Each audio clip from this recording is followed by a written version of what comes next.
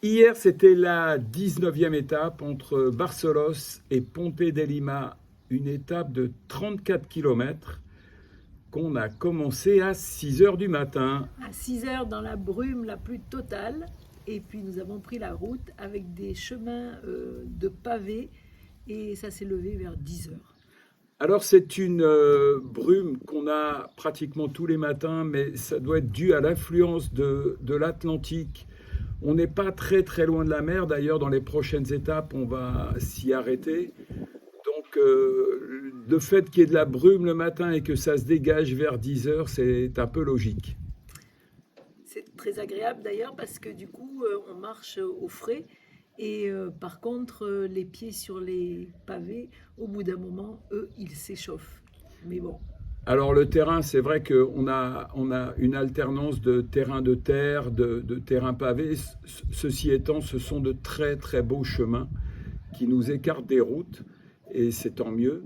Mais c'est vrai que les pavés, à force, ils sont pas très très réguliers et il faut avoir beaucoup beaucoup de vigilance pour finir en bon état, je veux dire.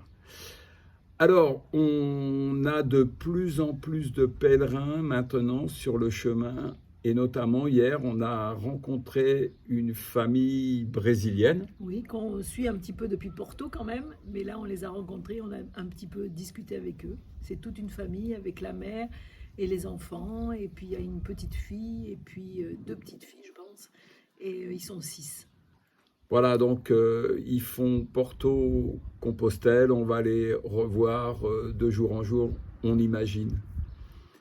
Alors, l'arrivée dans Ponte de Lima, c'est quelque chose de sensationnel, vraiment très très beau. On arrive d'abord par une très très grande allée de platanes, vraiment très longue et vraiment très large. C'est simplement magnifique. Oui, c'est une allée qui suit le Rio Lima, puisque c'est comme ça que Ponte de Lima s'appelle, c'est le nom de la ville. Et on arrive par cette avenue qui est majestueuse jusqu'au centre-ville, qui est un centre-ville médiéval. Alors, Ponte de Lima, c'est une petite ville qui est très très touristique, pardon.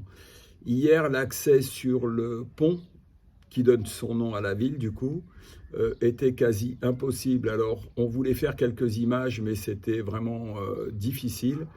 On pensait les faire en partant ce matin on était tout seul. et on était seul, mais c'était tellement dans le brouillard que... On ne voyait pas 10 mètres. Voilà. Voilà pour l'étape d'hier. On n'a pas fait de vidéo parce que vraiment beaucoup de monde et puis difficile de se concentrer pour faire une vidéo. Donc on a préféré la grouper avec celle d'aujourd'hui. Qui est la 20e étape. Alors aujourd'hui, effectivement, c'était la 20e étape entre Ponte de Lima et Fontoura. Une étape de 26 km, presque 27. Alors, on a un peu changé nos plans. Les étapes qui vont suivre sont pour nous assez courtes, 18 km, 15 km, 15 km, 18, etc., etc. Donc, on a décidé de les allonger, c'est-à-dire de partir sur une base de 25 km, et ça va ainsi réduire le nombre de jours de marche jusqu'à Compostelle. On vous parlera de ça. Donc aujourd'hui, on a fait 26 volontairement. Et c'était une très très belle étape entre donc Ponte de Lima et Fontoura. Que par des chemins. Alors à nouveau des chemins. Et cette étape, elle se caractérise par le fait qu'elle nous fait passer par le plus haut sommet du Camino portugais, c'est-à-dire qu'on a fait un dénivelé de 500 mètres à peu près pour arriver au col de Portola. Voilà. Et très très beau col, assez difficile peut-être. Oui, assez difficile quand même parce que c'est surprenant. Hein, après ces quelques derniers jours où on est quand même assez sans dénivelé, dans un terrain un peu plat, se retrouver à être obligé de tirer sur les jambes, c'est un peu plus difficile. Mais bon, ça se fait. Alors par moments d'ailleurs, on marche sur des très très grosses pierres. On avait l'impression d'être dans le col Cacañón au Pérou, qui ressemble. Alors la comparaison, elle est juste sur le terrain, hein, je vous rassure, parce que col Cacañón c'est 5000 d'altitude, on n'en était pas là.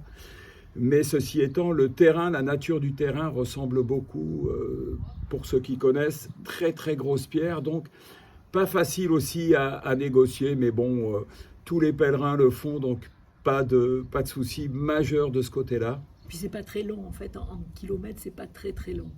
Voilà, puis on arrive ce soir donc à Fontoura, donc qui est un petit village. Donc le petit village, c'est un bar, une église et puis notre auberge. Voilà où on va passer la soirée et la nuit.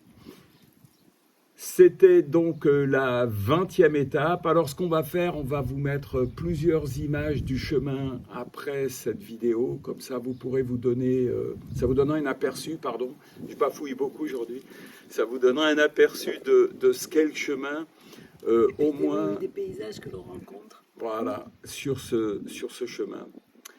C'était la 20e étape. On vous dit à très très bientôt sur les chroniques du Camino, les temps que je raccroche. Oui, on va aller se reposer et on vous dit prenez soin de vous et puis on vous embrasse très très fort et on vous dit à demain. À très bientôt, bye bye.